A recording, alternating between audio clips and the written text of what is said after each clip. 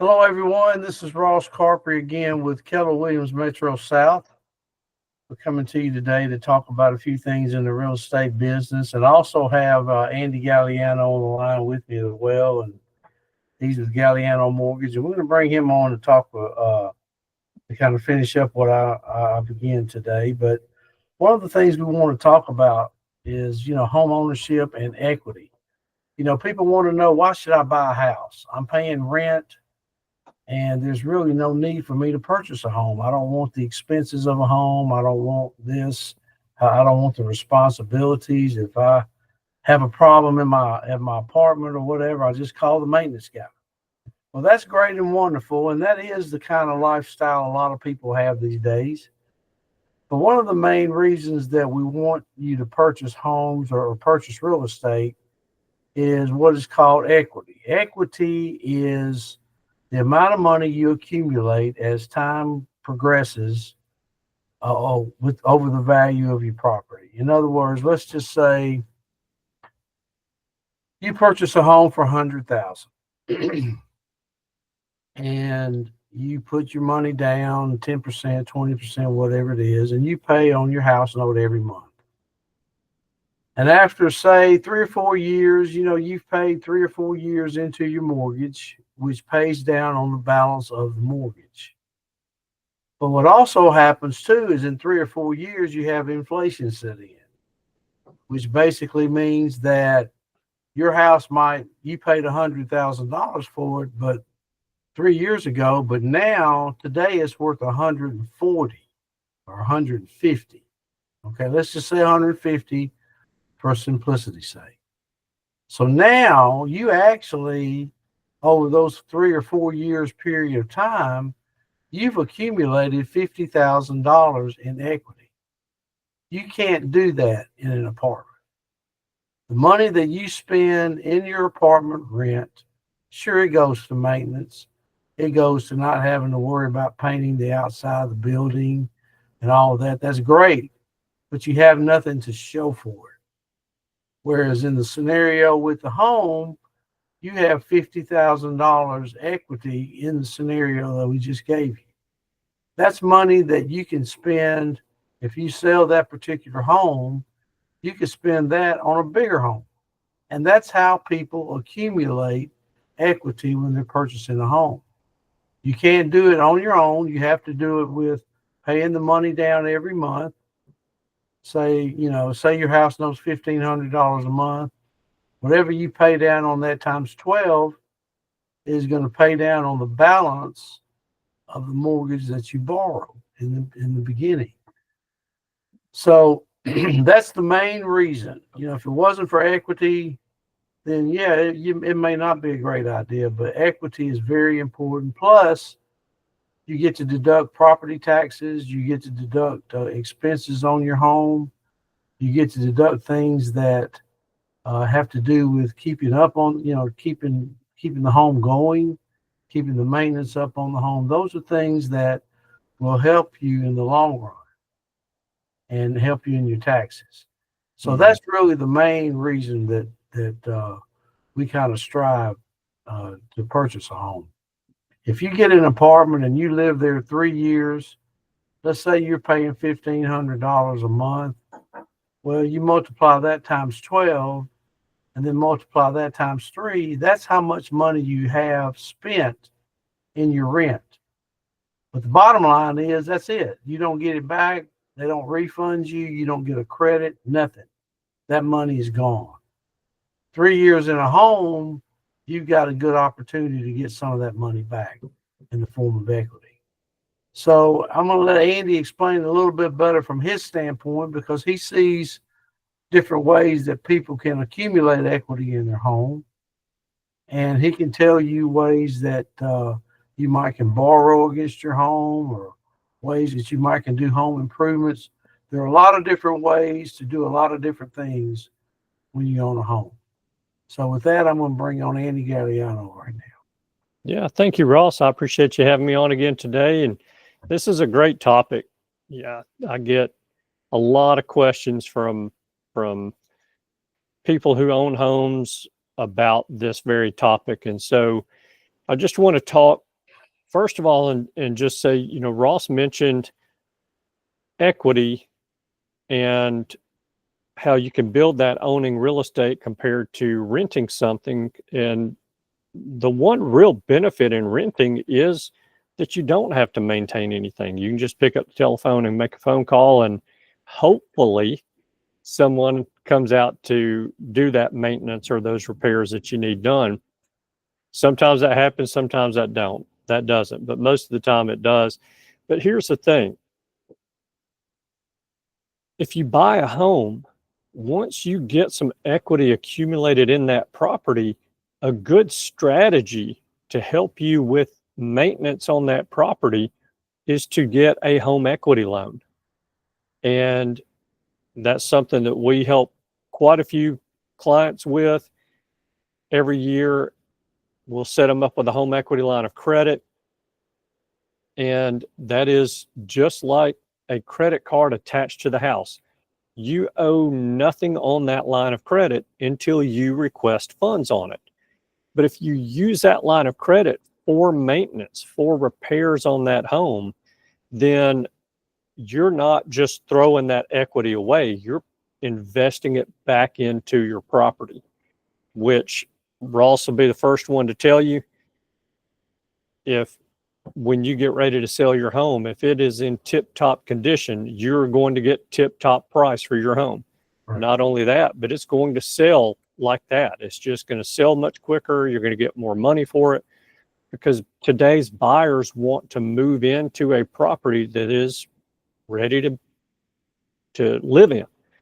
And so if you can use that equity in your home to continue to maintain the property or even improve the property, then you're just going to be that much better off when you do get ready to sell. So let's talk about that. Selling a property. When you sell that property, you can use the equity in the home that you are selling for a couple of different things. You can use it to pay your down payment and closing cost on the new home that you're going to buy, or you can even use some of it for that and to consolidate or pay off some of your debt that you have outstanding. So if you think about it like this, I talk to people all the time and they say, well, I can afford a $2,500 a month house payment. I'm currently paying $2,000 a month on my mortgage, but I can afford to pay an extra $500 a month. And I say, well, that's great. And I start looking at their finances, and I see that they have $1,000 a month in credit card debt, credit card payments. Really what they're doing is they're paying $2,000 towards their mortgage, $1,000 towards credit card debt, $3,000 a month for those two items. So I'll present the option to them of, hey, what if you didn't take all of the equity from the sale of your house and put it towards your mortgage on the new house? What if you paid off all of that credit card debt? Could you then, instead of affording a payment of $2,500 a month on a mortgage, plus the $1,000 in credit card debt you've been paying on, now could you afford a $3,500 a month mortgage payment? You've been paying $3,000 for mortgages and credit card.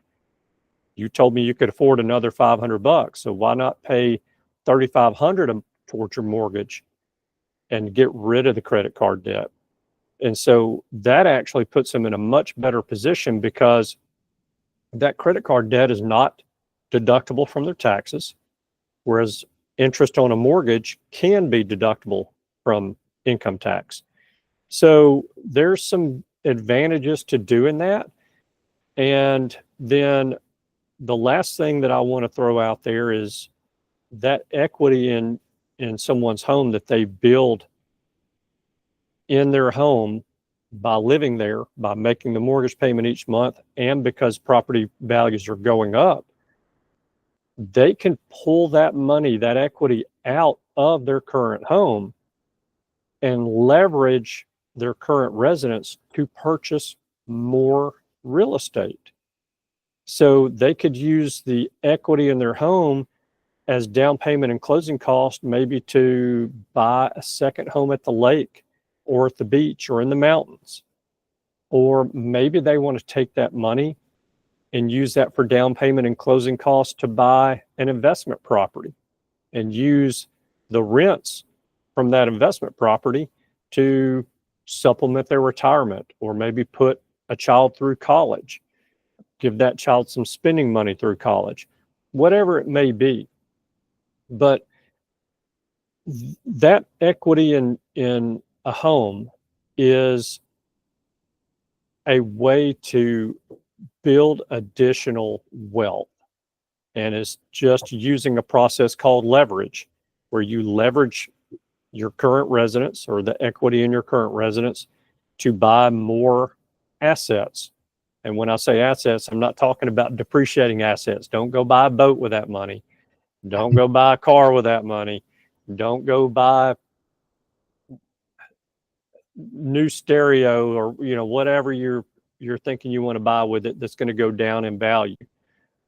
Take that equity and invest it into an appreciating asset like more real estate, and you'll have two pieces of property that are increasing in value every year, and you will magnify your returns dramatically by doing that. So these are all things that really tie into one thing that I'll just sum up everything that I've said here with this.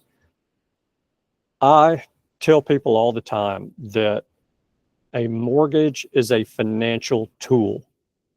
I think we as consumers get so wrapped up so often in considering mortgage as a debt. And yes, a mortgage is debt, but a mortgage is a financial tool that should be used to manage that debt and help us use that debt more intelligently to grow our wealth, to create additional income for us each month.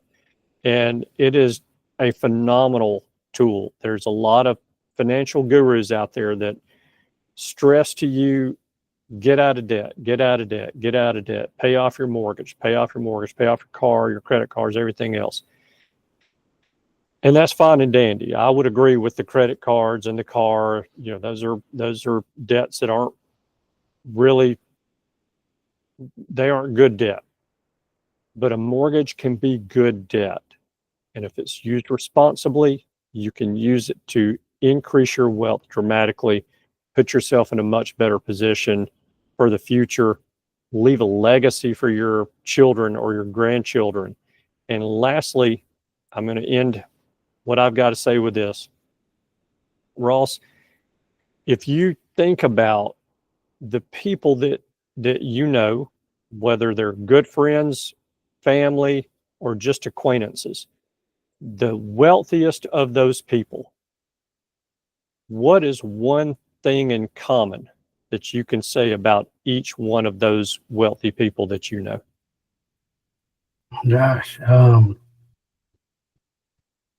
They all own real estate, don't they? probably. I was going to say how they manage their portfolio, but Yeah. Probably every one of them do own a house. Yeah. And it's just a common denominator. The wealthiest of the wealthy own real estate. And it's just an outstanding way to increase your own wealth. So I'll end on that note, but if anyone has any questions about any of that, has questions about how to utilize their equity or a mortgage as a financial tool to increase their wealth, then they're welcome to call me. I can be reached at 205-979-4412. I'm at extension 1. And Ross, if they have questions for you about investment properties or second homes or even buying their own home so that they can start increasing that wealth, how can they get in touch with you? You can call me on my cell phone at 205-601-0123. You can call or text, and I'll be happy to get back with you. Fantastic. Perfect. Andy, thank you so much for your time today. It was a good session, and hopefully anybody has any questions, they can either contact yourself or me. and we can see if we can help them out. That sounds great. Thanks for having me again, Ross. I appreciate it. Look forward to seeing you next week. Have a good day. All right. Bye, everybody.